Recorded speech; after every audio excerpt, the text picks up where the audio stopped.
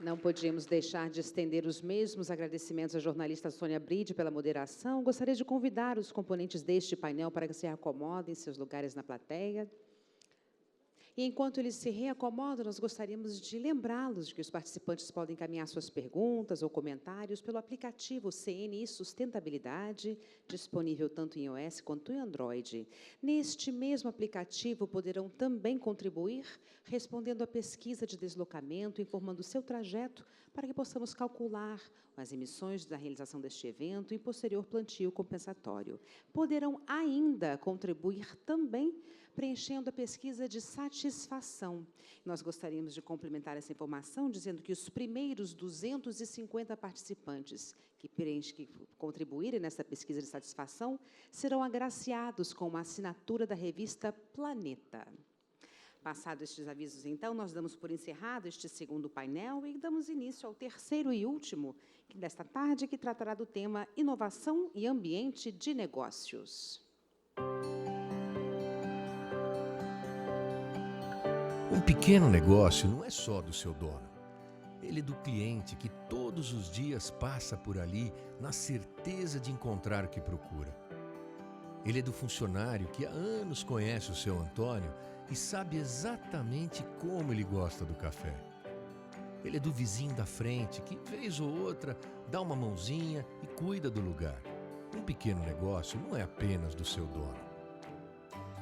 Ele pertence à história do seu bairro. Pertence à rotina da Dona Marta, que caminha por aquela rua todos os dias.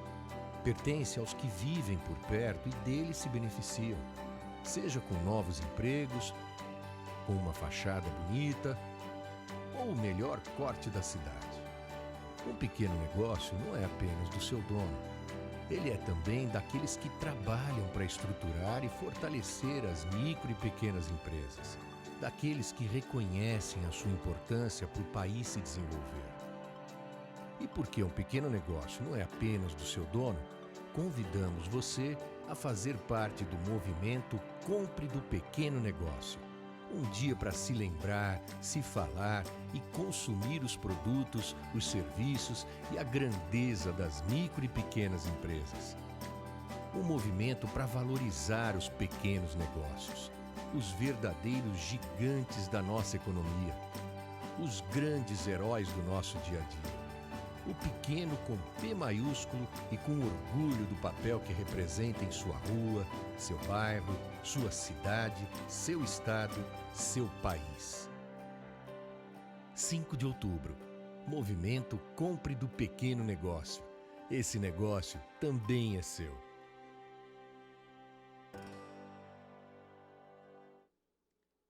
E vamos dar início, então, ao próximo painel com o tema Inovação e Ambiente de Negócios. Para apresentar os painelistas e mediar o debate, voltamos a convidar a jornalista Sônia Bride.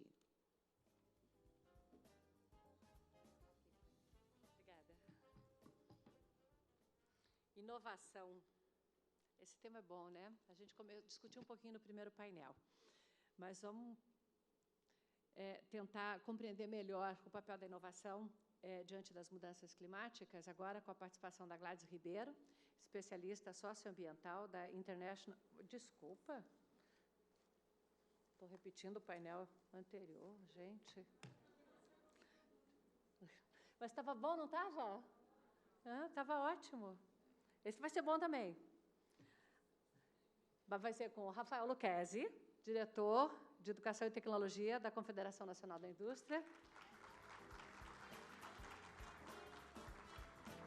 A Heloísa de Menezes, que já esteve aqui na abertura, é diretora técnica do Serviço Brasileiro de Apoio às Micro e Pequenas Empresas, o SEBRAE. Oriovaldo Bastos, diretor internacional da Building Research Establishment.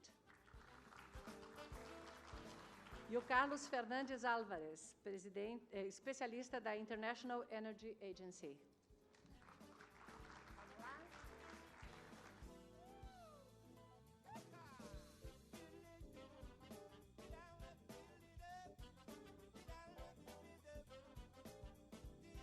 Essa musiquinha, estou me sentindo meio Jô Soares, ó.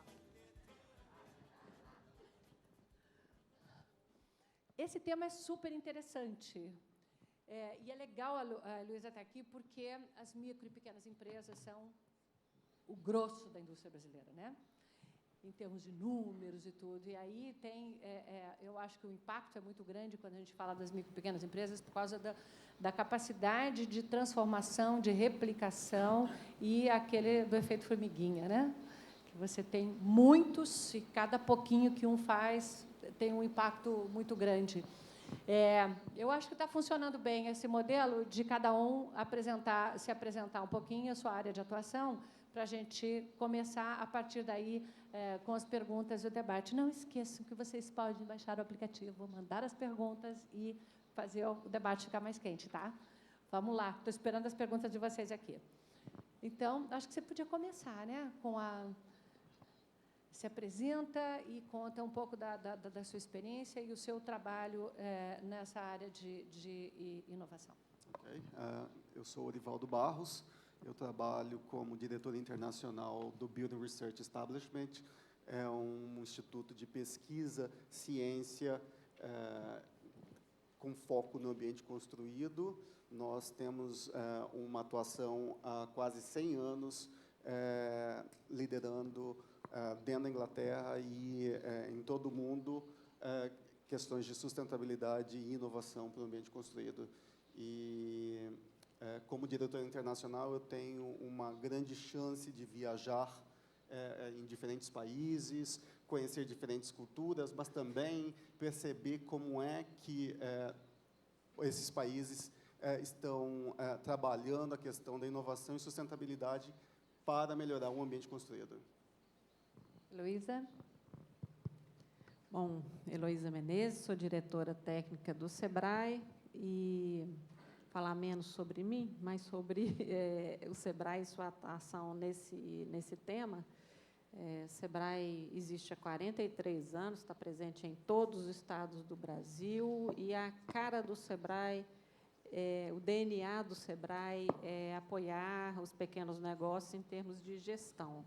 Sobre inovação e tecnologia, são temas, e sustentabilidade, inovação e sustentabilidade são temas que estão na nossa missão, embutidos nos nossos valores, e cada vez mais a inovação é entendida como um elemento dos mais estratégicos no âmbito da pequena empresa no Brasil. E, por isso, o SEBRAE, com toda a sua capilaridade, reúne um conjunto de soluções e de agentes.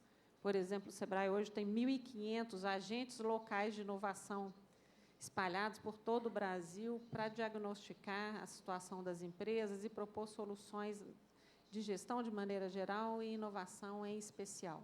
E há um outro conjunto de estratégias e produtos voltados para atender a micro e pequena empresa no tema inovação.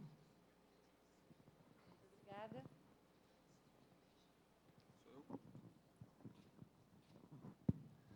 Bom, boa tarde a todos. Qual é a correlação que a gente poderia fazer entre sustentabilidade e inovação, que é o centro aqui dessa mesa? Em 1972, na Conferência de Estocolmo, foi a primeira grande discussão sobre o tema de sustentabilidade. E ela vai marcar exatamente uma transição de paradigma técnico-econômico e toda uma revolução que nós vivemos com o fim do paradigma mecânico, da segunda revolução industrial e o advento da terceira revolução industrial com base microeletrônica. Então, há um diálogo entre as possibilidades humanas de progresso técnico e como você medir as relações de produção e como você imprime as possibilidades de construção da história. Nesse início de século, para além dos primeiros 10 anos muito positivos que nós tivemos, nós, economia brasileira, nós vivemos um certo momento de perplexidade e crise que pode embotar no curto prazo uma visão de mais longo prazo. Mas nós poderíamos dizer que nós vivemos um período de intensa transformação baseado na capacidade de mudar as formas de produção, sejam baseados em tecnologias de microeletrônica, digital, nanotecnologia, novos materiais. Há uma tendência do fim da indústria de conformação e novas atividades produtivas baseadas na indústria aditiva, na internet das coisas, na internet de tudo, em novas formas e novos modelos de negócio, e isso certamente vai impulsionar muito a necessidade de inovação.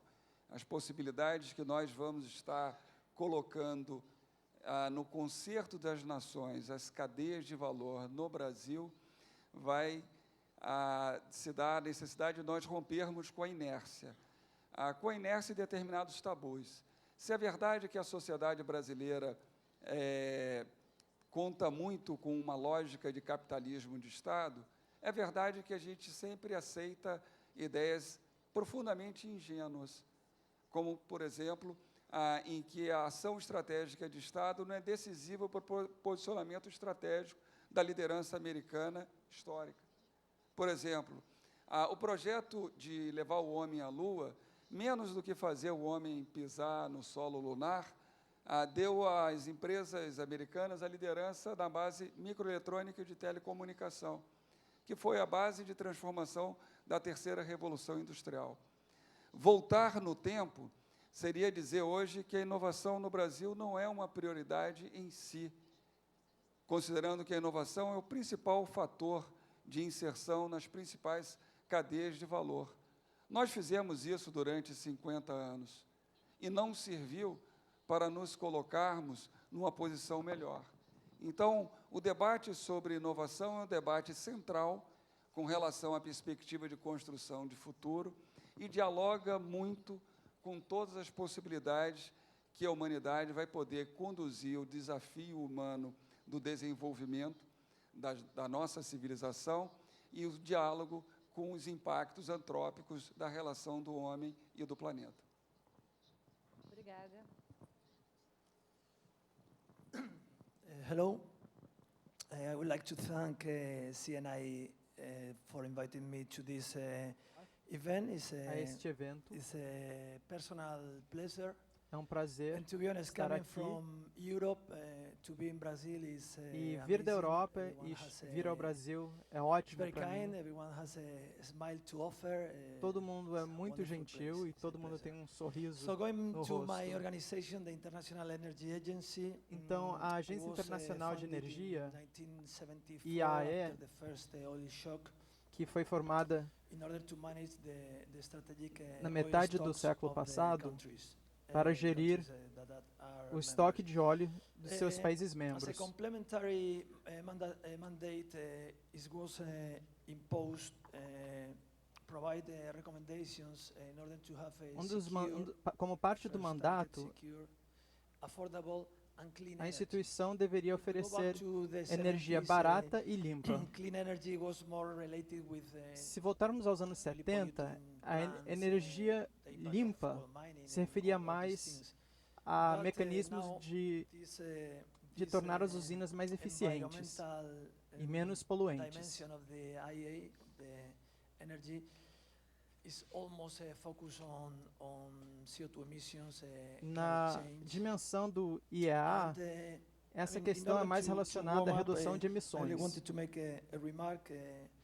30 years ago, when as a student I started 30 anos atrás, looking at the energy quando, issues, como aluno, very eu comecei a examinar esses in a- assuntos in a relacionados ao daily clima, newspaper, you could find one news or maybe none about energy. você conseguia encontrar As nos of jornais e today, nas publicações we apenas can algumas find matérias in every single sobre a newspaper energia e o in the clima. world, Mas 2 hoje, pages, 3 pages. você sempre consegue achar So I bastante think that the informação good sobre esse news in assunto. order for the advance or the progress in to tackle Então, climate change is isso é that boa the notícia para o people avanço e para o awareness about progresso. the energy As pessoas têm issues and mais especially ciência the das climate change questões has relacionadas à mudança increased. And, climática. if we look back, we can notice this in many indicators. But, Se for olharmos me, para o we have passado, a temos journalist vários here. indicadores I disso. mean, I can say that the the attention of the people. Temos uma to this jornalista issue. aqui entre nós Fortunately, e podemos it's dizer now que a really atenção das increasing. pessoas para esse assunto Eu gostaria de Aumentou começar muito. perguntando ao Carlos, porque O Carlos é especialista em carvão na Agência Internacional de Energia. E o carvão, a gente sabe, é sempre apresentado como o grande vilão, né? É o lado escuro da força elétrica. É o grande vilão. Se fosse banido só o carvão, a gente resolvia o problema. A gente ouviu isso hoje aqui do Leverson.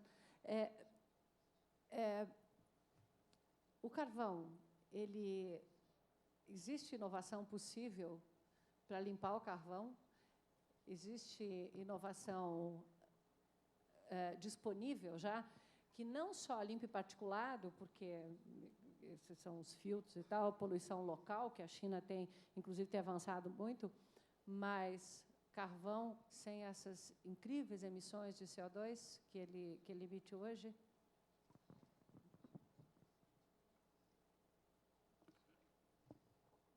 Very interesting question, because again, to understand the present, let's go back to the para to the entender past. o presente temos que So voltar in ao the passado. 70s, Nos anos clean coal 70, was basically focused on well, o if we carvão consider the limpo, por whole, assim dizer, change of the coal is mined either underground tinha a ver com a maneira como open se pit, then in operava, transported, extraía railway e truck, transportava o carvão. let's say that 15, 18% of the coal is moved by ship to other countries. 15 a 18% do carvão é transportado por navios. E 2/3 do carvão é consumido em usinas. Nos anos 70, a questão do carvão limpo era mais relacionada à maneira como se tirava o carvão do solo.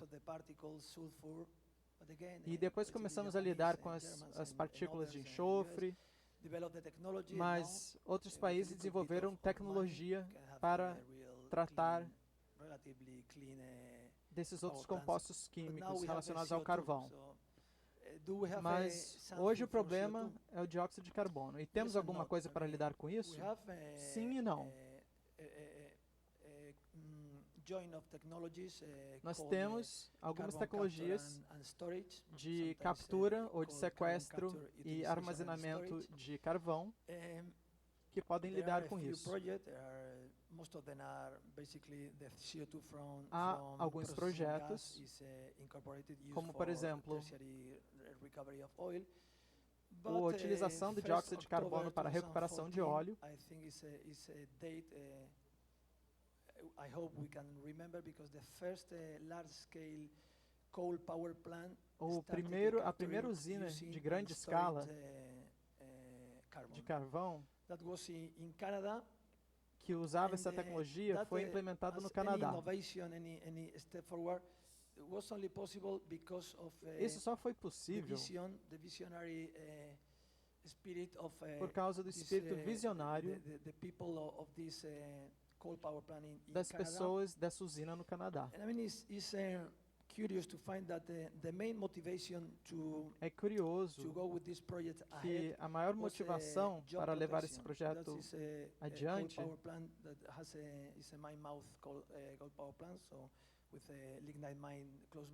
foram usinas que tinham certos minérios na proximidade. Se essa usina, por exemplo, que estava perto das minas desse minério, não estivesse mais funcionando, pelo menos a mineração poderia continuar. Então, o trabalho e o emprego poderia ser continuado.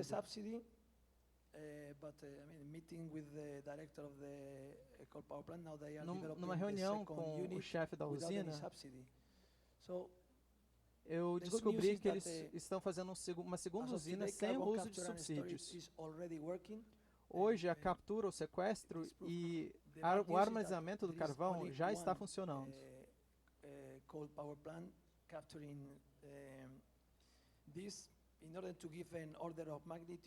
Só para lhes dar uma ideia de tamanho, 1 million tons of CO2 Uma per dessas year, usinas roughly. está capturando And 1 milhão in our, de toneladas de scenarios, in CO2 our da models, atmosfera. in order for the world to go to a 2-degree scenario, we need to capture De acordo com os nossos 5,000 modelos, nós times precisamos this. capturar So 5.000 it seems vezes that the mais progress is CO2 little bit, slow. para ter um aumento de apenas 2 graus centígrados Obrigada.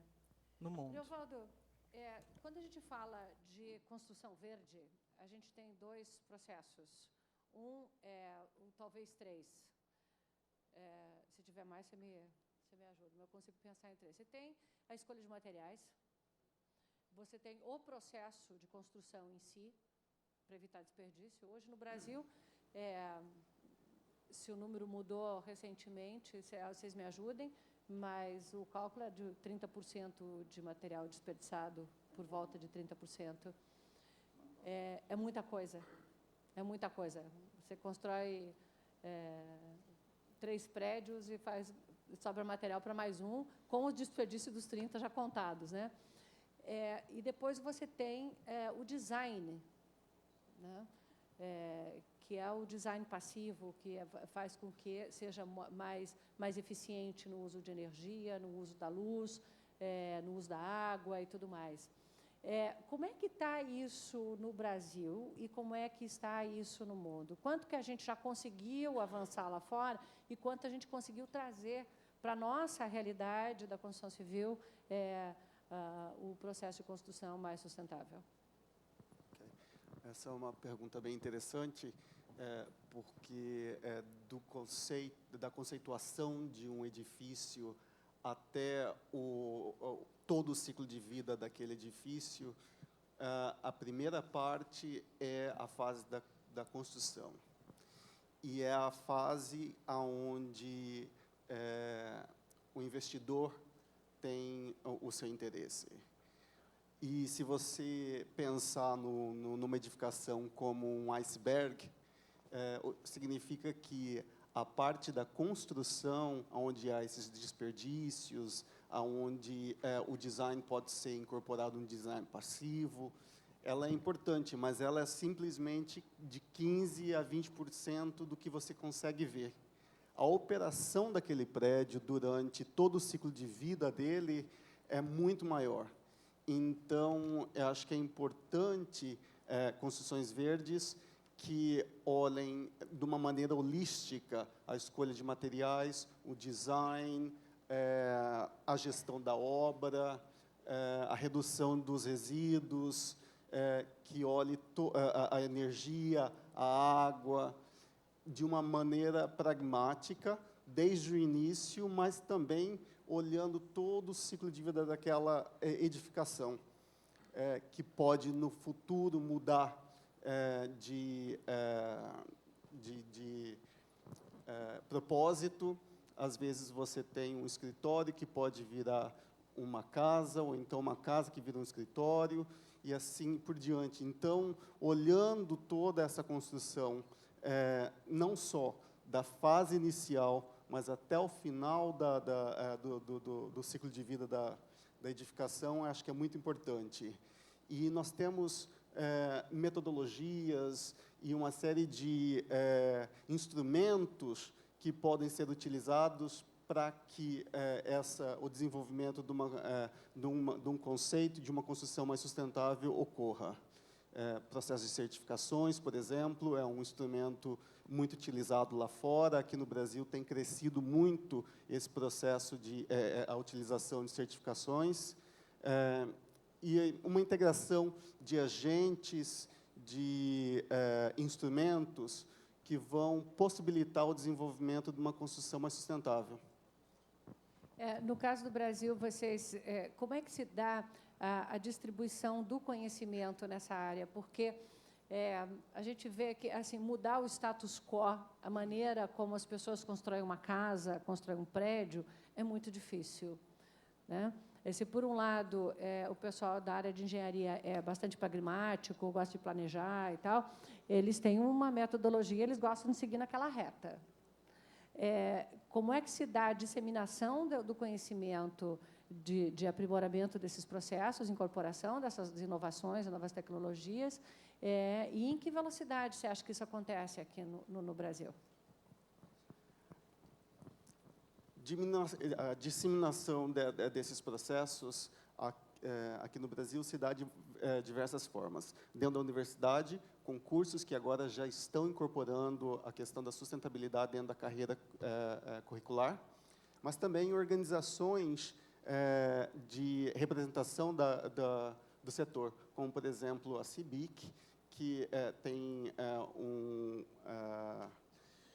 tem programas que vão auxiliar toda a cadeia produtiva no desenvolvimento da disseminação da sustentabilidade e inovação no setor. Quanto por cento das obras que estão em andamento nesse momento no Brasil você acha que tem um planejamento de sustentabilidade? Eu não poderia te dizer isso. Primeiro, porque eu não moro no Brasil já há muitos anos, mas eu acho que o número é muito pequeno. Se você pegar, por exemplo, dados da Inglaterra, que eu tenho um pouco mais de familiaridade,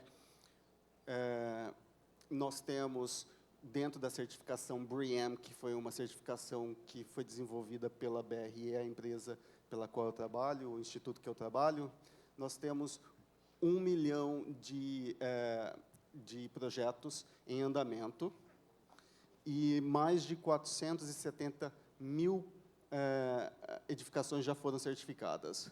Mas, se você olhar um contexto de um todo, isso é um número ainda muito pequeno com relação ao número de construções que existem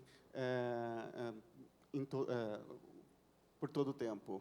Então, eu acho que é um movimento que está crescendo muito, que as pessoas têm uma preocupação muito grande e que está crescendo muito. Obrigada. Heloísa, dentro das pequenas empresas, eu imagino que há duas vertentes da inovação. Uma delas é incorporar a inovação na área de sustentabilidade, nos processos de produção da pequena empresa e no processo de operação da empresa. E a segunda é a produção de inovações pela pequena empresa. Eu queria que você discorresse um pouquinho sobre esses dois aspectos. Bom, o primeiro aspecto, ele responde normalmente a uma necessidade de melhoria operacional e a uma questão, muitas vezes, imediata, voltada à redução de custo. Né? Redução de custo, melhoria de processo, e aí mexe direto no bolso da empresa com melhorias que normalmente são de custo baratíssimo. São investimentos muito baixos que a pequena empresa precisa fazer. Muitas vezes, o investimento é só numa consultoria voltada para a gestão da sua conta de luz, ou uma mudança do layout da fábrica, que garante um melhor uso dos insumos, ou uma pequena mudança tecnológica numa lavanderia, usando um produto diferenciado que é capaz de provocar grande redução no consumo de água. Então, são intervenções muito baratas, de fácil acesso, com tecnologia disponível, na maior parte das vezes, e com impacto imediato e grande na lucratividade da empresa, na redução do custo operacional. O outro lado já é uma pequena empresa que pode desenvolver tecnologia, né, e usar como uma oportunidade, ou usar como uma oportunidade de inovar nos seus produtos. Né? Acho que são três abordagens, na verdade, que a gente pode usar na sua aplicação no pequeno negócio. Temos olhado muito e trabalhado muito nas cadeias de valor com esse segundo olhar, que é como a pequena empresa ela pode ser uma startup ou não, como ela pode ter capacidade de desenvolver uma tecnologia, desenvolver uma solução específica em uma determinada cadeia de valor. Essa pequena empresa pode, eventualmente, ser fornecedora de uma média, de uma grande, e responder a uma encomenda tecnológica. Isso pode estar presente numa cadeia automotiva, por exemplo, pode estar presente numa cadeia de cosméticos, são vários casos reais que a gente tem, e o SEBRAE tem projetos de encadeamento produtivo que começa a incorporar esse olhar aí de encadeamento tecnológico. Muitas vezes a pequena empresa tem uma solução mais barata, até mesmo, do que se ela fosse desenvolvida nos grandes laboratórios das grandes empresas, etc.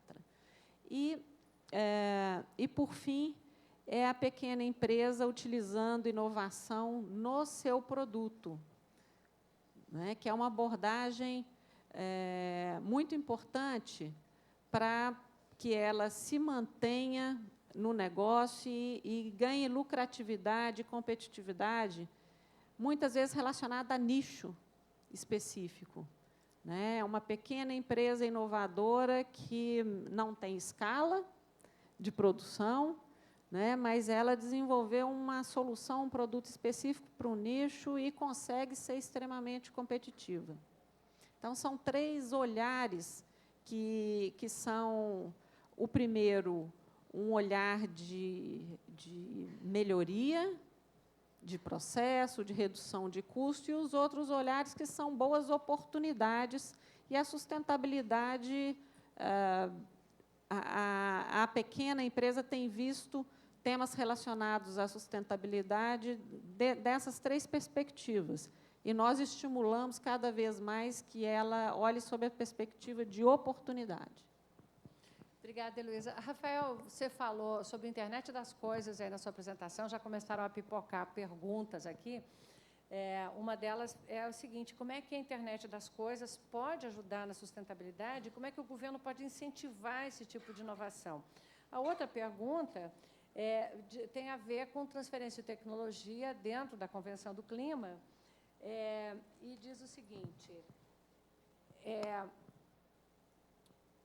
um ambiente de negócios que estimulasse e facilitasse o registro de patentes e garantisse propriedade intelectual não seria mais eficiente do que simplesmente transferência de tecnologia? Facilitar a vida do inovador aqui?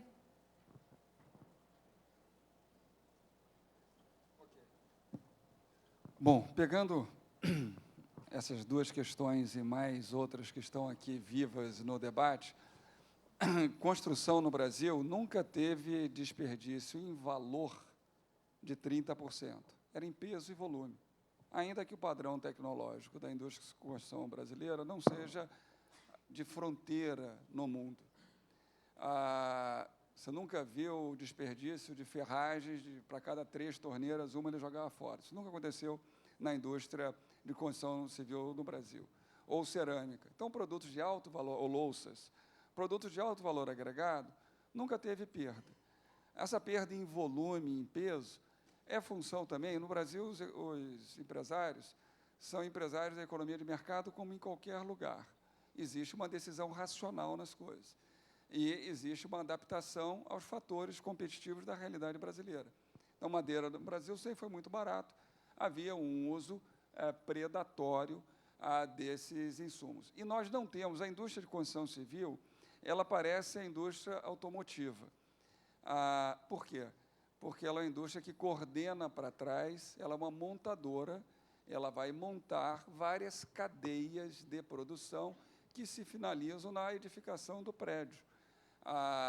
E, evidentemente, se houver alta especialização, com grande qualidade técnica na especialização de cada uma dessas sub-áreas, você moderniza e melhora a performance tecnológica do processo.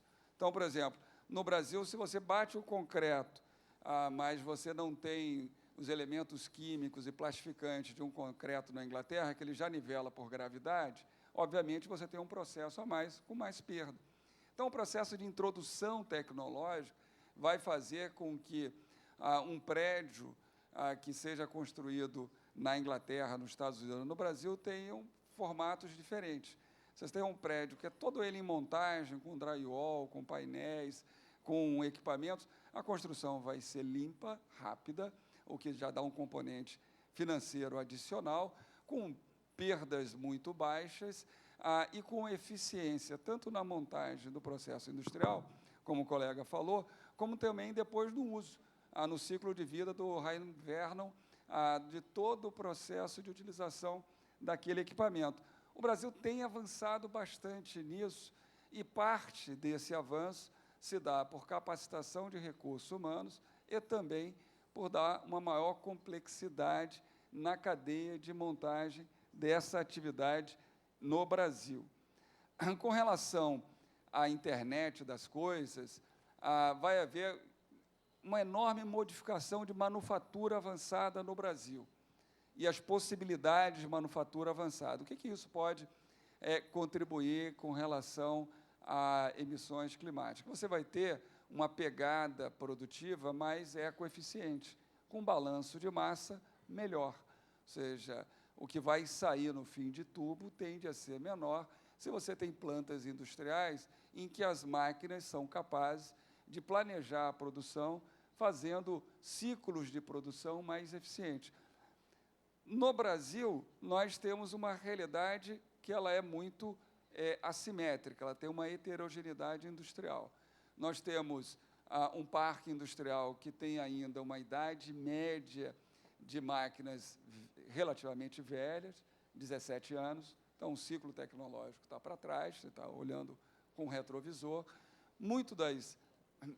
Os pequenos negócios no Brasil, eles têm dificuldade de ter acesso a informações técnicas, por mais que o Senai e o Sebrae trabalhem fortemente nessa direção, porque a gente tem um problema de capital humano, que se traduz desde a produtividade do trabalho. Então, no Brasil, nós precisamos de 5 trabalhadores no Brasil para equivaler à produtividade do trabalho de um trabalhador norte-americano, 4 brasileiros para a produtividade de um alemão e 3 brasileiros para a produtividade de um sul-coreano.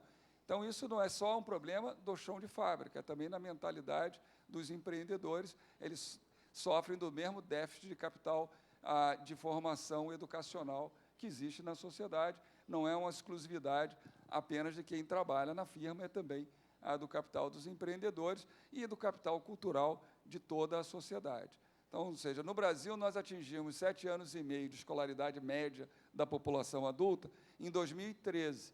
Os Estados Unidos alcançaram, e a Europa Ocidental, alcançaram 7 anos e meio de escolaridade média da população adulta no início do século XX. Os Estados Unidos, particularmente, em 1910. Então, a gente poderia dizer que a gente tem 100 anos de atraso do ponto de vista educacional vis-à-vis Brasil com os países desenvolvidos. Essa foi a nossa trajetória. Não adianta a gente cortar os pulsos agora, tem que ver como é que a gente vai conduzir a história futura. O que nós estamos fazendo no Senai? O Senai hoje atende, por ano, 45 mil empresas industriais. Ninguém faz isso no Brasil. Tem um portfólio de atendimento exuberante. Deixaria a gente profundamente orgulhoso. Não deixa. Não deixa, porque o Brasil tem 450 mil indústrias. Nós atendemos a 10%. Precisamos fazer muito mais. E, se Deus quiser, eu e a Heloísa vamos fazer um trabalho forte aí entre o Senai e o Sebrae para melhorar a performance disso. Por quê? Nós temos um grande problema no Brasil de eficiência técnica. Se nós pegarmos no Brasil, 99% das empresas são pequenos negócios, como são nos Estados Unidos ou na Inglaterra.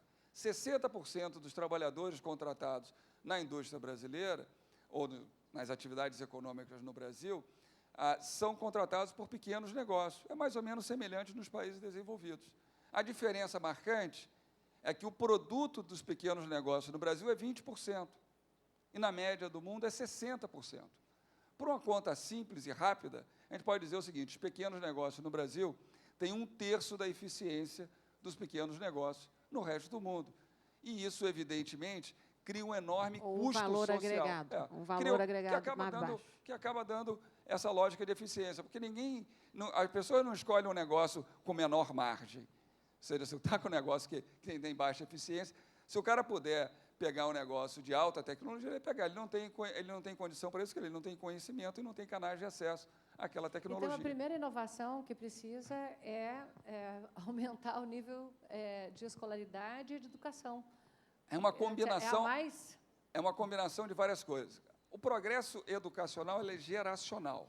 O ciclo econômico vai nos impor desafios mais rápidos. Mas, evidentemente, sem descuidar de uma agenda de mais longo prazo, na agenda de educação, e que não é educação formal no Brasil, nós temos um problema com relação a isso. No Brasil, 83% dos jovens não vão para a universidade, mas a grade curricular dos 9 anos do ensino fundamental, nos 3 anos do ensino médio, é como se todo mundo fosse para a universidade. É o maior modelo de exclusão social da sociedade brasileira, porque 83% dos jovens que não vão para a universidade não têm nenhuma carreira profissional.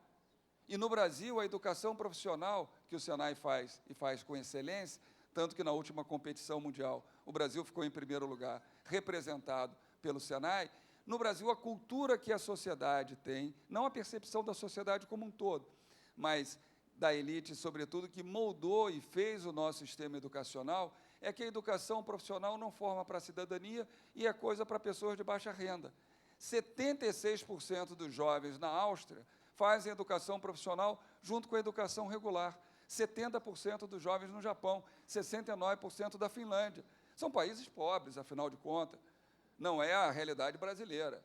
A gente tem que pensar em todo mundo para a universidade. É 1/3 da média da OCDE. Então, a gente tem que romper com determinadas ideias que nos amarram a nossa sociedade ao atraso.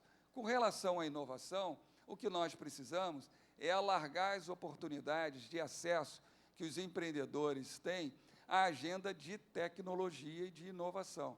Então, o Senai atua, ele atende a 45 mil empresas industriais, o que é um enorme feito, mas precisamos ampliar muito isso e precisamos ampliar, sobretudo, na agenda de inovação.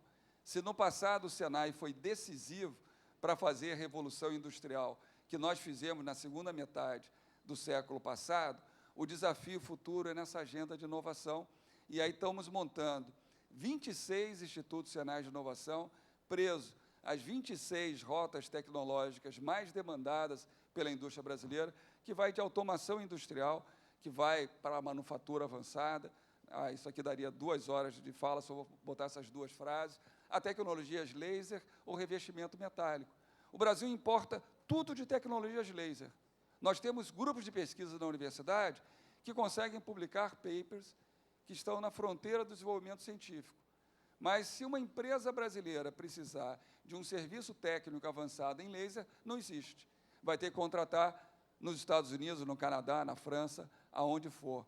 A partir da instalação de um Instituto Senai de Inovação em laser, essa tecnologia, que muitas vezes é madura, quando as mulheres vão fazer, os homens hoje em dia também, tratamento estético, aquela máquina laser de tecnologia madura, ela é importada, e ela não é feita no Brasil, e poderia se gerar uma lógica de substituição competitiva de importações.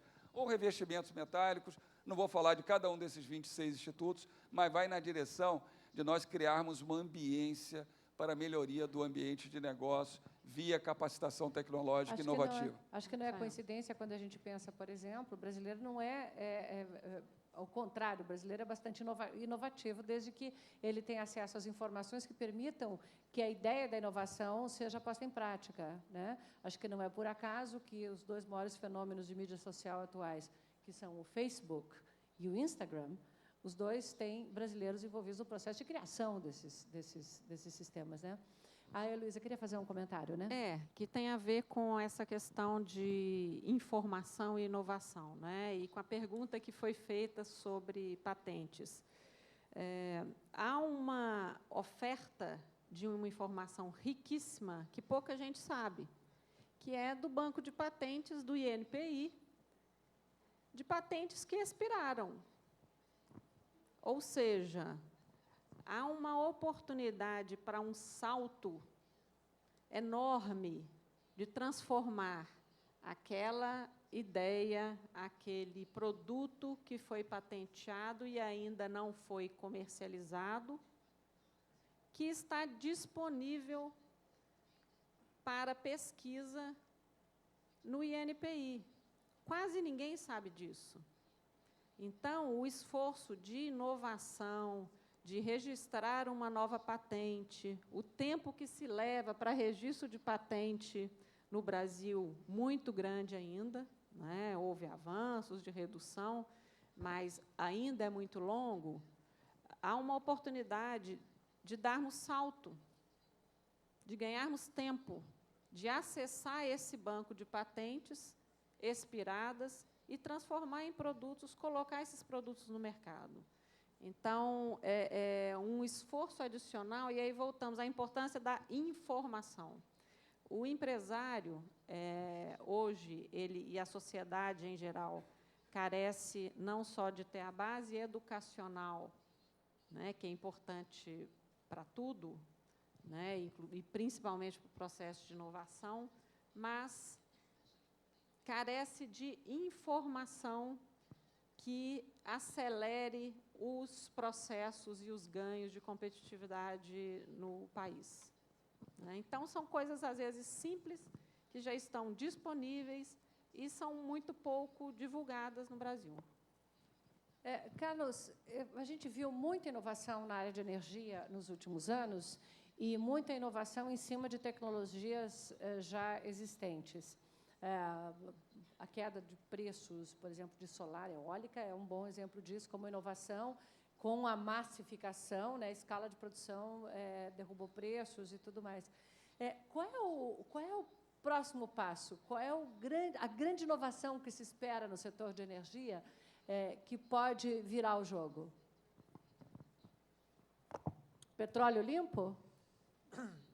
First of all, I think in our view, eu acho que nós temos 3 pilares de tecnologia para esse cenário de diminuição. O primeiro são energia eólica e solar, e o custo de ambas. Eu tenho certeza que vocês sabem que esse preço caiu bastante. Então, dependendo da circunstância das regiões e dos países, mas agora não há empecilhos para instalar energia eólica e determinar o limite, que você sabe, é um exemplo bastante simples, a questão de integração de renováveis, energia renovável na matriz energética é complexo e tudo, mas para dar um exemplo bem simples, quando você tem o perfil da demanda de energia dessa forma, e esse pico, esse PV é extremamente barato, porque você está usando isso para o pico. Então, não há motivo para nenhum país com um pouquinho de sol de não sair hoje atrás dessa energia. Isso não é nem caro, você não precisa de subsídios, você só precisa das regulamentações corretas. Então, esse é o primeiro pilar. Solar, energia solar e eólica. Isso precisa começar no PV e no solo, porque agora é competitivo. E depois nós podemos introduzir a energia solar concentrada. O segundo pilar é o veículo elétrico, ou veículo alternativo, porque eles podem diminuir parte da demanda por petróleo. Então, nós temos alguns milhões de barris a menos por dia, dependendo do cenário. Então, se usarmos veículos alternativos, isso melhora. E o terceiro pilar Bom, nós estamos fazendo muito progresso nas energias solares e eólicas, mas em ordem de magnitude, a energia solar e eólica combinadas no mundo todo chegam a cerca de 800 terawatt-hour. Só na China, a geração de carvão é 5 vezes mais do que isso. Então, nós não podemos nos livrar dos combustíveis fósseis amanhã. Estamos sendo honestos. Nós precisamos encontrar uma solução para as emissões, porque o inimigo são as emissões e não os combustíveis fósseis em si. E a tecnologia que existe, a captura de carbono, etc., existem. Temos que desenvolver essa tecnologia. E o custo da captura de carvão? É muito caro, é por isso que ainda não está sendo feito. Mas estão construindo a segunda unidade sem subsídio. Mas precisamos ter os 3 elementos que eles têm. Em primeiro lugar, é o carvão bastante barato, porque ele precisa queimar facilmente. Em segundo lugar, você precisa a garantia da entrada de eletricidade, porque o custo de capital é alto, então se a usina não funcionar mais do que 6.000 horas por ano, a economia vai desabar. E o terceiro, que não é tão específico, é que o preço no CO2, eles vendem CO2, o que faz com que o negócio funcione. Mas a mensagem é poderosa, porque existem muitos lugares nesse mundo. Eu penso, em primeiro lugar, na Mongólia, na China, onde você tem muito carvão, você tem oportunidade de melhorar a sua recuperação e você tem aí um caso de negócios. Essa pode ser a maneira de fazer aquilo começar a funcionar. E depois que começar a funcionar, nós podemos seguir em frente e torná-lo competitivo em circunstâncias diferentes. Obrigada. Aqui a gente está com várias perguntas. Vamos ver 2 perguntas por Eovaldo aqui. O Tadeu quer saber o seguinte: qual o espaço para o crescimento da análise do ciclo de vida da construção civil no Brasil, considerando que o grau de informalidade é muito alto, segundo ele, em torno de 60% a 70%. A outra pergunta é como é que você vê o futuro das certificações sustentáveis no Brasil e quais as principais resistências para adesão e popularização. É muito cara a certificação, o processo? Quão mais caro fica um prédio quando você segue todas as normas para a certificação de um green building, por exemplo? O processo de análise de ciclo de vida de materiais no setor da construção, eu acho que é muito importante. E o principal elemento é o banco de dados que deve ser criado. Então, eu acho que aqui no Brasil existe uma oportunidade muito grande da análise do ciclo de vida dos materiais e também acho que a questão que é importante ressaltar aqui é que a indústria ela tem que investir nesse banco de dados, onde ela vai poder melhorar as suas práticas. E ela só pode fazer isso se ela tiver acesso a essa informação e a esse banco de dados. Então, a análise do ciclo de vida dos materiais é importante e acho que o Brasil está no caminho de criar esse banco de dados. Fazer para durar é muito sustentável, né? Sim. E com relação à certificação, quando a certificação o processo de certificação é decidido no início do design da edificação, ele não vai aumentar o custo da obra consideravelmente. Não, porque você tem uma tomada de decisões, uma série de passos que são feitos desde o princípio, e todos esses passos eles têm um knock-on effect com relação ao custo da obra, a escolha dos materiais, a durabilidade, a gestão da obra. Então, tudo isso junto não necessariamente faz com que a obra fique mais cara. É claro que, se você colocar, por exemplo, um projeto que está sendo certificado na Inglaterra, você tem uma cadeia produtiva, você tem profissionais que já foram capacitados e que têm uma familiaridade maior com esse tipo de processo. Era essa outra questão que eu queria te apresentar. Porque, se você pensa, você anda em Paris, você imagina, no tempo da reforma do Haussmann, né, aquele monte de prédios sendo construídos, que devia haver oficinas de artesãos fazendo aqueles enfeites, as esculturas, aqueles desenhos de varanda e tal, e que isso devia ser produzido em massa. Se você quiser produzir isso hoje, deve ser absurdamente caro, você não vai nem achar mão de obra.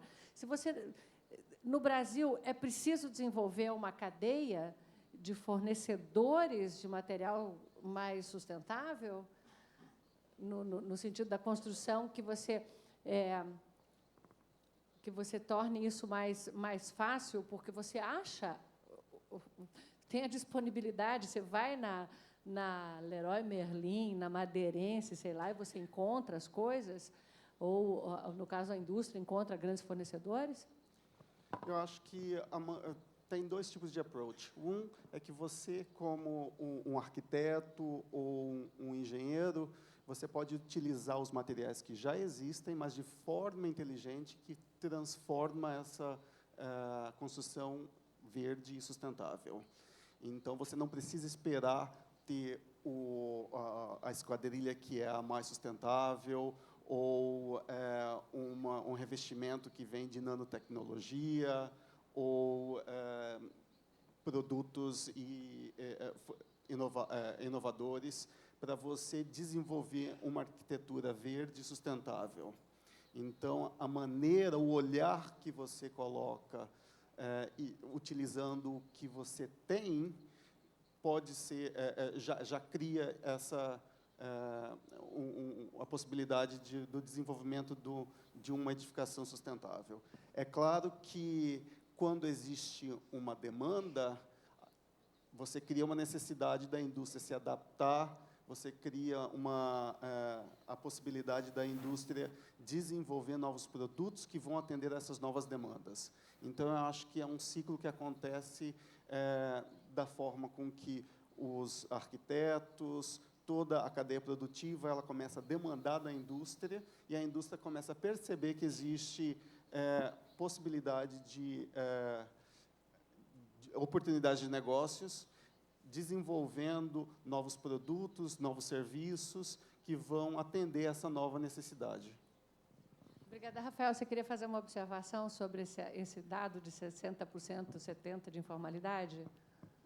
Porque, assim, o número me veio da plateia, mas... Jornalista assim, é fogo. Não, apenas me surpreende. Jornalista tem um ouvido... Não, mas é porque eu tenho que treinar para isso, né, Rafael? Não existe nenhuma informação que eu conheça de economia submersa tão grande. Evidentemente, talvez numa área popular do Rio de Janeiro, ou de um grande centro urbano do Brasil, talvez o índice seja esse. Mas o índice médio, seguramente, deve ser bem mais baixo. Não existe economia submersa, até porque a economia emersa não sustentaria uma economia submersa tão grande. Então, o número está para cima, mas não muda o centro da questão. Dentro das pequenas e médias empresas, o que é que você identifica como o maior obstáculo hoje para a inovação?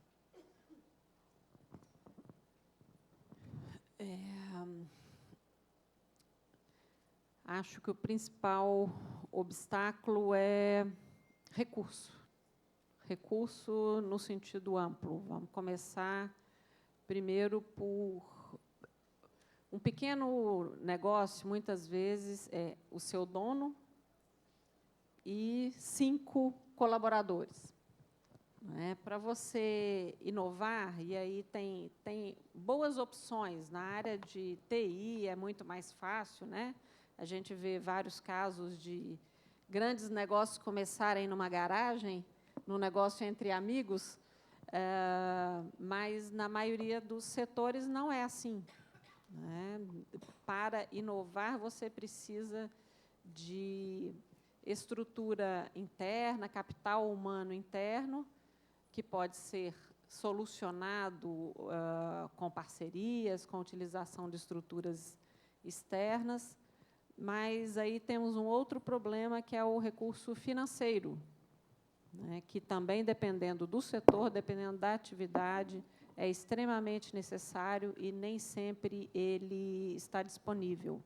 Então, somando a questão da informação e da gestão para a inovação, que são temas fundamentais para qualquer empresa de qualquer porte, trazem uma dificuldade adicional para o pequeno negócio.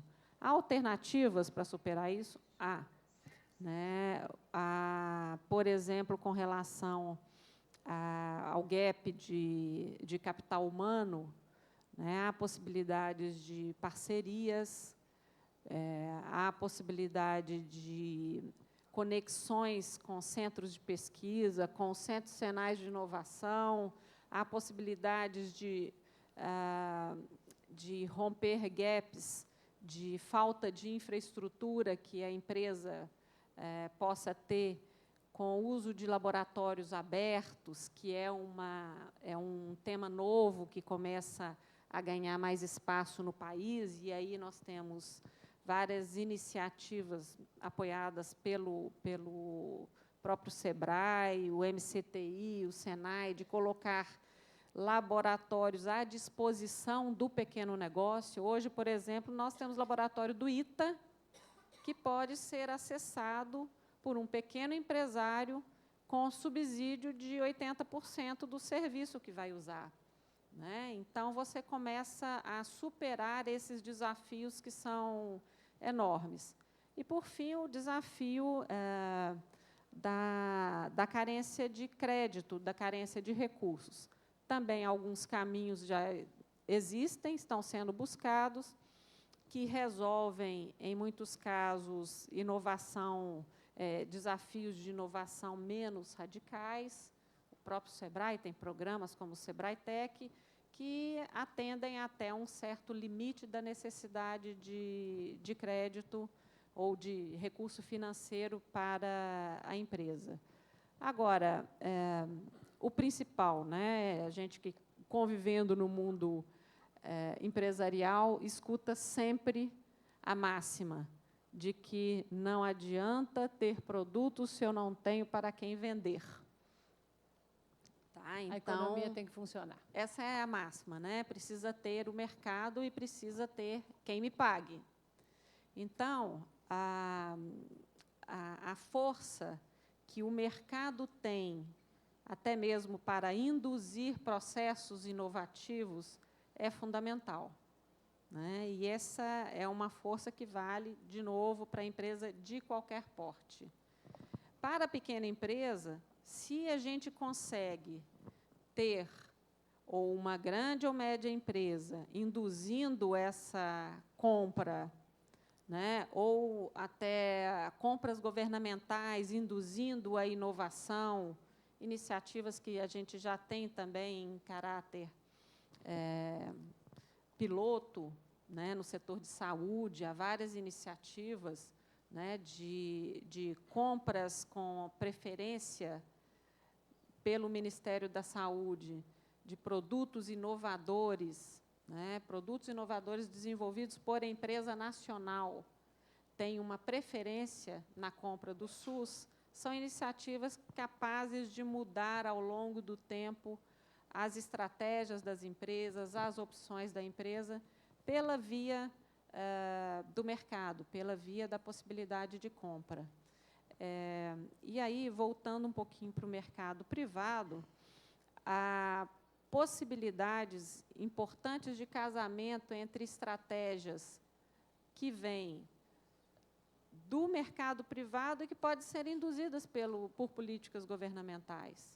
Né? Hoje mesmo, na hora do almoço, estávamos conversando com um empresário do setor automotivo e lembrávamos o efeito que a política do Inovar Alto, que tem a ver com esse debate aqui, que trocou mecanismos de incentivo por investimento das montadoras brasileiras em pesquisa e desenvolvimento, inovação, desenvolvimento de fornecedores e eficiência energética.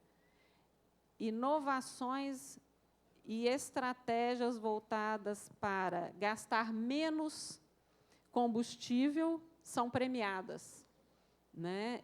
E as empresas estão, de fato, utilizando essa obrigatoriedade de atingir níveis próximos dos níveis europeus de eficiência energética, já agora a obrigação é para 2017, estão utilizando a obrigatoriedade de investir em pesquisa e desenvolvimento para fazer encomendas tecnológicas às pequenas empresas. Então, é um exemplo claro de casamento entre um critério de sustentabilidade voltado para a eficiência energética, com um critério de estímulo à inovação, gerando negócios em toda a cadeia produtiva. Muito obrigada. Carlos, você quer fazer uma observação? Yes, because I wanted to give another example of innovation, because you don't need to invent the iPhone to be innovative. So, inventaram um iPhone para ser inovador. I was in Rio Grande do Sul. Ontem eu estava no Rio Grande do Sul. E eu estava e havia uma mina de carvão. E com o gás que eles produziam, eles geravam energia. Few times, 20 or 70, depending on the term, more greenhouse effect than CO2. O metânio pode ser prejudicial também. Because you have to fill your void, reclamate, mas so on. Há essa necessidade de, por exemplo, reutilizar a terra. You put all the urban waste. Então, você deposita todo esse lixo num certo local, você evita a emissão de metânio, e isso, de certa forma, também é inovação. Claro, e eu acho que é um belo exemplo de como as mudanças climáticas, a redução de emissões e o uso mais racional dos recursos naturais não depende de uma solução. Não é só você fazer a captura de carbono ou você reduzir as emissões, você tem toda atividade humana tem um impacto que pode ser menor. Né? E eu acho que esse foi assim, um grande mérito desses painéis, né, com a contribuição de todos vocês, de como há muitas soluções, há muitas maneiras de chegar, de ver o problema e de buscar soluções. A gente está chegando ao fim. Eu gostaria que vocês fizessem suas considerações finais. Podia começar pelo Carlos, porque está acabando o tempo. Tem gente que tem voo marcado, não dá para a gente esticar mais, já esticamos bastante. Uma pena, né? Well, final considerations.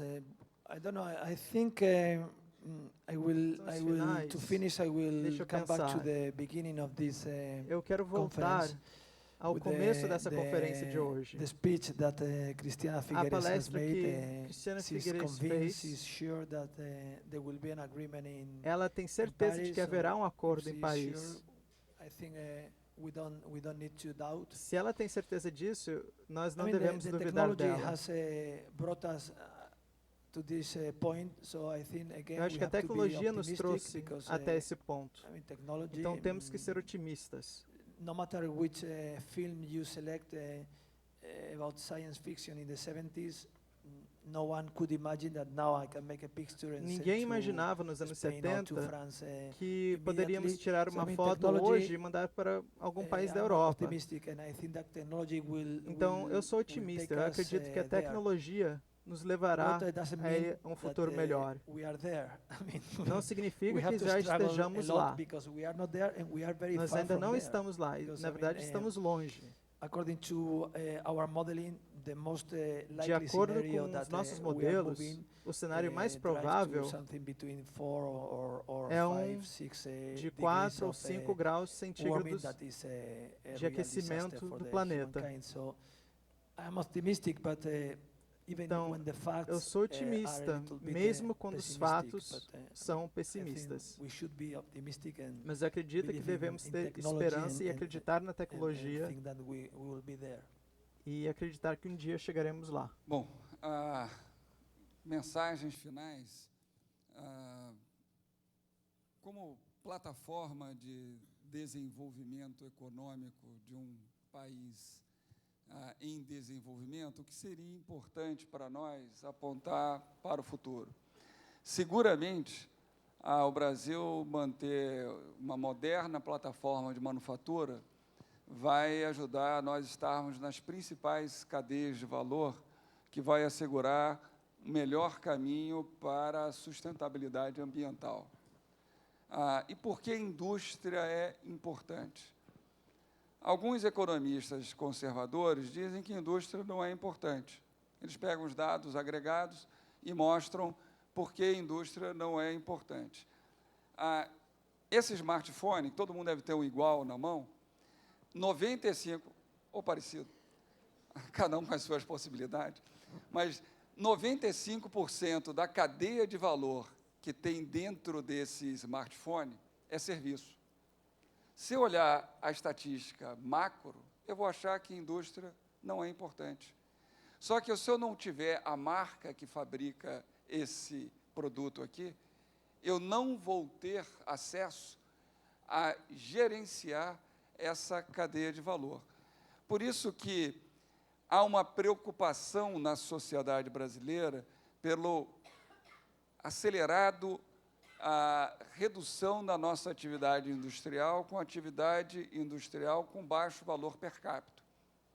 Nos Estados Unidos, a indústria não é tão grande quanto na China. Na China, 50% do PIB é atividade industrial e eles estão perseguindo o emparelhamento em agregação de valor.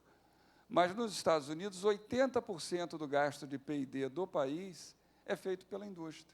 Exatamente porque a indústria coordena as principais cadeias de valor. Se nós pegarmos a balança comercial brasileira, vamos ver que há uma enorme deterioração dela nos últimos 10 anos. Nós importamos hoje perto de 100 bilhões de dólares só em produtos de alta e média alta tecnologia.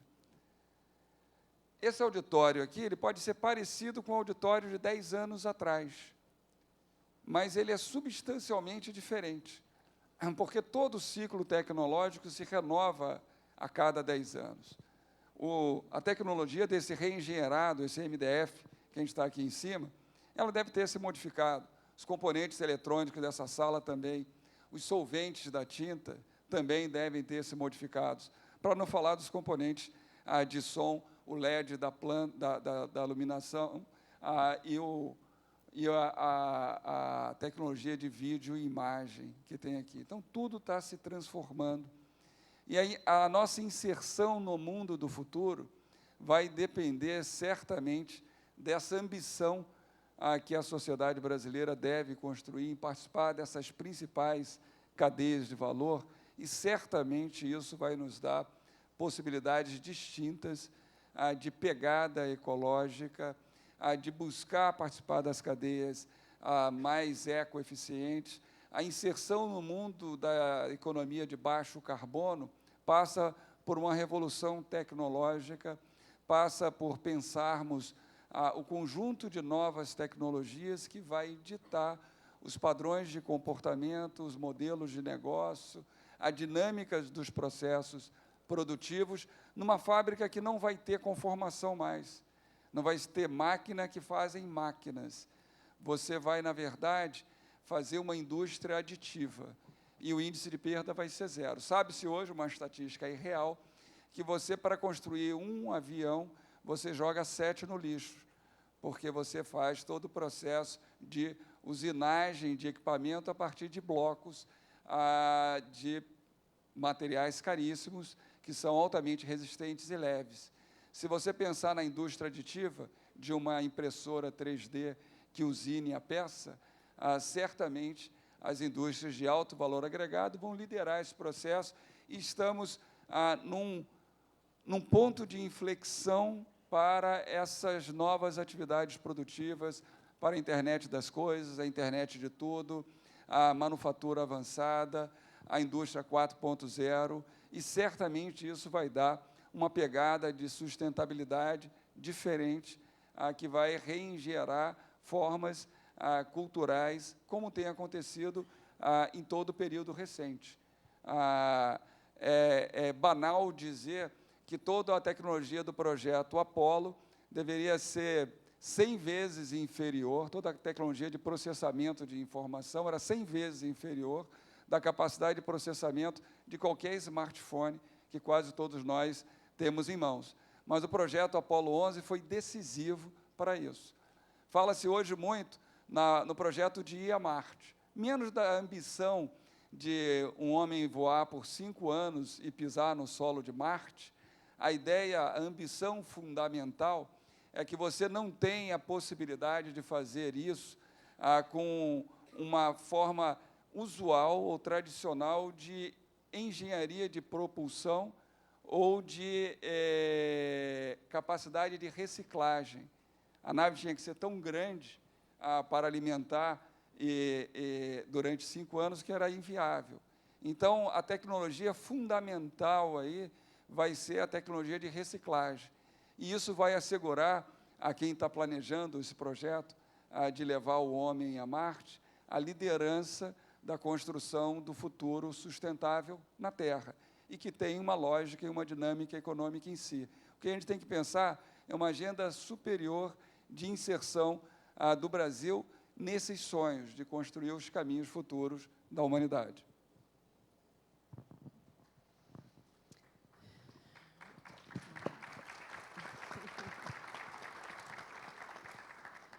Bom, minha mensagem final retoma lá ao início da conferência hoje, né, quando se falava do posicionamento do Brasil nas próprias negociações da conferência, etc. Eu acho que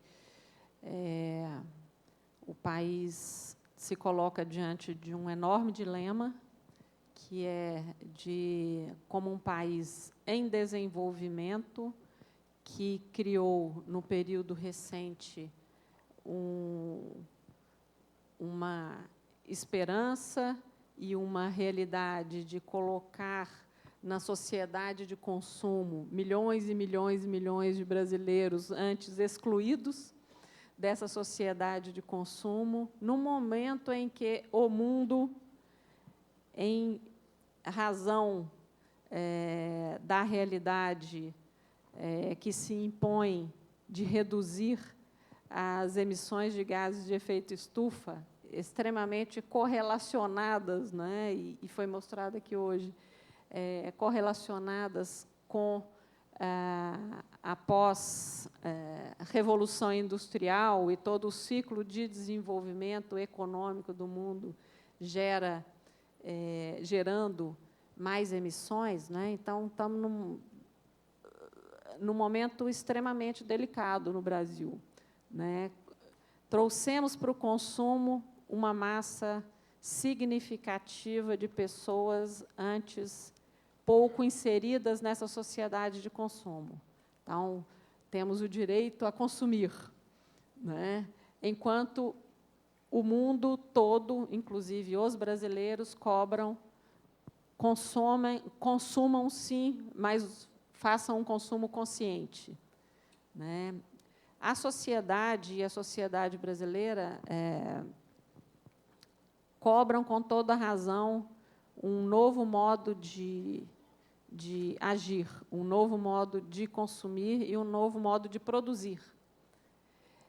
A tecnologia pode e deve ser parte significativa da solução para isso, né?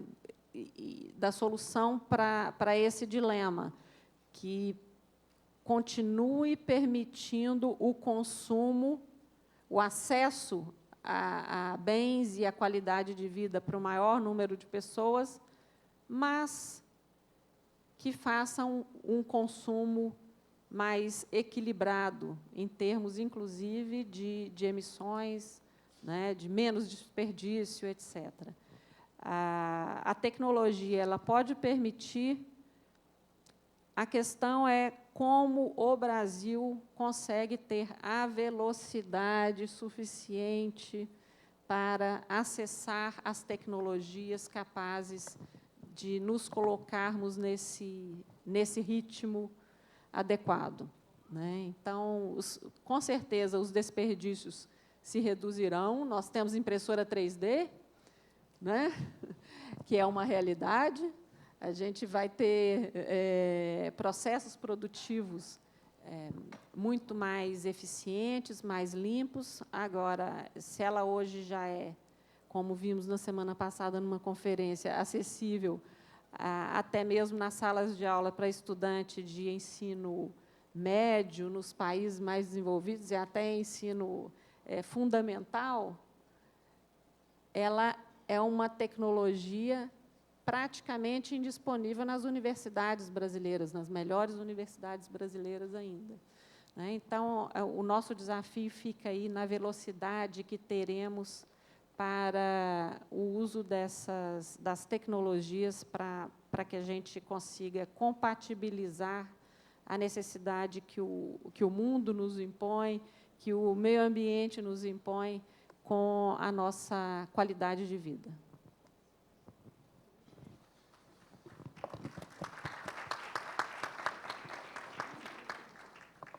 Minhas considerações finais é que eu acho que é muito importante perceber que a indústria, que os negócios estão tratando a questão da sustentabilidade de maneira séria.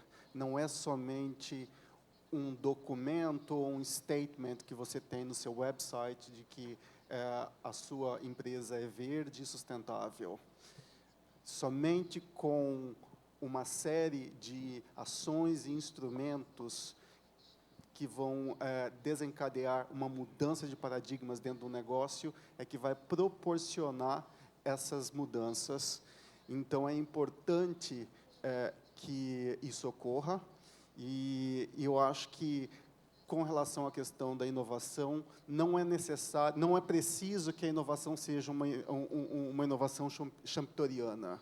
Ela pode ser incremental, ela pode ser processos que você vai introduzindo dentro dos seus negócios ou da sua vida, de maneira com que, depois, com o andar do tempo, você olha para trás e vê o quanto você progrediu com relação a essas questões.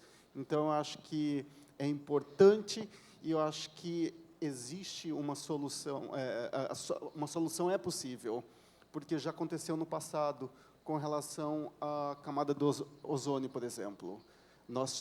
Os 3 elementos que foram necessários era um posicionamento forte de todos os governos de países ao redor do planeta, com uma resposta da indústria para a mudança de seus produtos que afetavam a camada de ozônio, mas o mais importante de tudo era a opinião pública.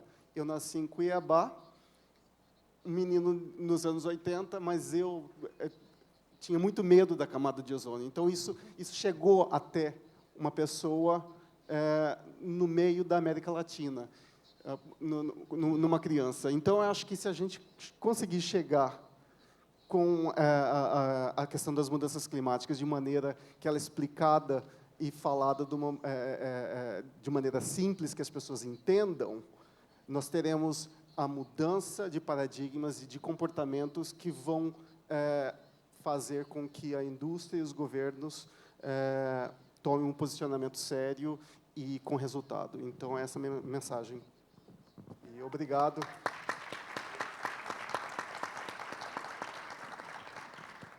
Em 2012, quando o Brasil sediou, o Rio sediou a Rio+20, o Globo Natureza, que é a editoria de meio ambiente da Globo, me fez um desafio bem grande, que dizia assim, Sônia, faz uma série, mas a gente não sabe como é que você vai fazer. Eu só quero que você responda as seguintes perguntas. Você vai aos países mais populosos do planeta para saber se vai ter água para todo mundo, comida para todo mundo, energia para todo mundo, o que vestir onde morar. É só isso. Desse desafio saiu uma série chamada Planeta Terra, Lotação Esgotada. A gente tinha acabado de chegar a 7 bilhões de humanos compartilhando o planeta. E se tem uma coisa que ficou comigo dessa experiência, a gente foi para a China, para a Índia, para a Indonésia, para os Estados Unidos e Brasil, que são os mais populosos. A gente foi também para a África, ver como é que eles estão, a estratégia de desenvolvimento de alguns países, né, que viveram grandes crises, como Angola, está enriquecendo muito, como é que está usando esse dinheiro, como é que está implantando a sua infraestrutura. Ruanda, que viveu uma crise demográfica terrível, que acabou num massacre de 1 milhão de pessoas, como é que está se recuperando disso e tudo mais. O que ficou comigo disso a gente não precisa voltar para a caverna. Não é preciso voltar para as cavernas. A gente pode viver bem, a gente pode viver com conforto. A gente precisa fazer uso racional dos recursos que a gente utiliza. A gente precisa reaproveitar, reciclar. Quando eu era pequena, nós somos 8 irmãos. Então, você imagina, eu sou a 4ª irmã, eu usava muita roupa usada. Porque a roupa vai passando de um irmão para o outro, né? Então, uma vez por ano, eu ganhava roupa nova. Até o uniforme da escola, a minha irmã, um ano mais velha, vinha sempre passando. Uma vez por ano eu ganhava roupa nova. Roupa nova é um troço tão banal hoje em dia, né? Eu não estou fazendo um discurso contra a indústria do vestuário, pelo contrário, eu adoro uma roupa nova. Mas, assim, quantos jeans a gente precisa ter no armário? Quantas... Eu fui a um restaurante de um cassino em Las Vegas que joga no lixo. Não joga no lixo, mentira. Eles mandam para alimentar porcos numa fazenda 2 toneladas de restos de alimentos por dia. 2 toneladas. E eu estive em Bangladesh, visitando talvez os bairros mais pobres de um país muito pobre, que é a Índia. Essas 2 toneladas fariam uma revolução alimentar naquele lugar. Se a gente vivesse todo mundo com o padrão de vida dos norte-americanos, a gente precisaria de 7 planetas. Se vivêssemos todos na miséria dos indianos, a gente podia quintuplicar a população do planeta e ia sobrar recurso. Mas a gente pode achar um meio termo. A tecnologia e o bom senso podem ajudar a gente a achar esse meio termo. Agora, isso é uma busca constante, é que nem educar filho, é uma tarefa que nunca acaba. É uma solução que você vai encontrando para cada probleminha que você com o qual você vai se deparando. E eu acredito firmemente que se a gente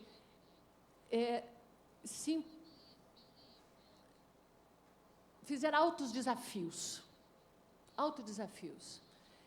eu quero que a minha empresa faça isso, e é um troço impossível, mas se você buscar realmente, você vai perceber que você é maior do que você é. Eu acho que a gente precisa sair do quadradinho, precisa sair da casinha, ser atrevido, sem ser irresponsável, difícil. Mas existem muitas soluções Quem busca as soluções, encontra. Só hoje a gente viu aqui quantos websites do SEBRAE, do SENAI, do SENAC, todo mundo tem informações para compartilhar. A Organização das Nações Unidas tem, o Banco Mundial tem. As informações estão disponíveis, busquem, corram atrás, saiam um pouquinho da casinha.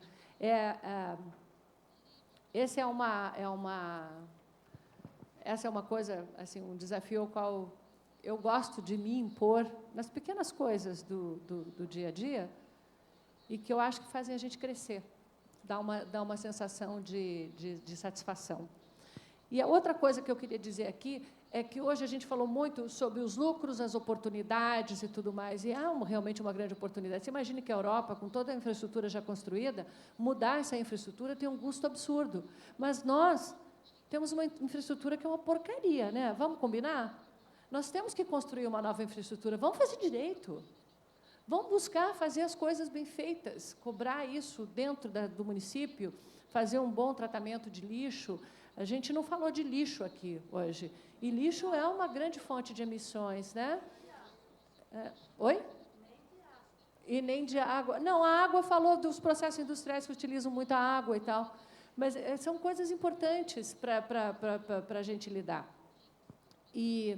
Então, nós temos toda essa infraestrutura para construir, isso é uma oportunidade para a gente fazer direito. A gente vai ter que fazer. Então, vamos fazer direito. E vamos fazer direito porque é bom para o planeta, porque é bom, porque dá lucro, porque, enfim, todas essas razões. Mas tem uma outra razão que motiva a gente e que define a nossa humanidade, que é fazer a coisa certa. A gente tem que buscar fazer a coisa certa. E nós temos informação de sobra hoje, consenso científico mais do que suficiente, para saber qual é o rumo certo para a gente tomar. E a gente pode fazer isso, assim, os pequenininhos fazem pequenininhos, os grandes fazem grande, todo mundo faz o seu tanto e a sua parte. Bom, gente, muito obrigada pela companhia hoje, por aturarem a minha pregação ecológica, que eu nunca perco uma oportunidade. Muito obrigada a vocês pela participação. Eu gostaria que a gente tivesse tido uns 3 dias disso, né? Porque fica muito mais, dá para aprofundar muito mais as questões. Muito obrigada pela presença de vocês. E estamos chegando ao fim do nosso encontro. Agradecendo uma vez mais, então, aos panelistas, também a nossa moderadora, em nome dos organizadores, a todos pela participação. Desejamos um bom retorno, esperamos vê-los na próxima oportunidade, na próxima edição do nosso encontro. E gostaríamos também de lembrá-los para que não deixem de contribuir respondendo às pesquisas de deslocamento e de satisfação. Uma boa tarde a todos e até o próximo.